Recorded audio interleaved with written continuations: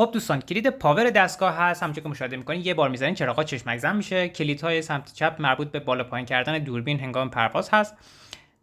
کلید لندینگ خودکار، کلید پشتک زدن و عکاسی. این کلید با بزنید یه بار به چپ و راست بزنید به همون سمت پشتک بزنید. کلید انتخاب سرعت و ثابت موندن روی هوا. این کلید انتخاب سرعت هست و هدلس، و این کلید کالیبره کردن روی هوا. شما عزیزان با این کلید میتونید دستگاه رو به صورت اتومات پرواز در بیارید، یا اگر رو هوا هست اتومات بیارینش پایین. یه بار اول بالا پایین میکنیم اهرم‌ها رو که دستگاه به کنترل کانکت بشه. جفت اهرم‌ها رو گوشه کنارا نگه میدارید برای کالیبره کردن که حتما مهمه قبل از پرواز انجام بدید. حالا میتونید راحت پرواز بدید دستگاه رو. یک بار میزنید موتورها روشن میشن و با دفعه دوم میتونید پروازش بدید، یا از کلید لندینگ خودکار استفاده کنید که به این صورت با فاصله 1 متری از زمین بلند میشه.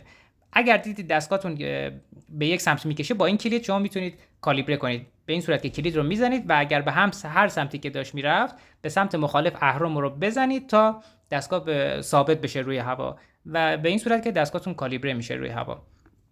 تست پرواز دستگاه رو هم میبینید که به چه صورت هست. با توجه به مهارتی که دارید سرعت دستگاه رو هم با توجه به همون کلیدی که روی کنترل خدمتتون عرض کردم تنظیم کنید که بتونید پرواز امن‌تری داشته باشید.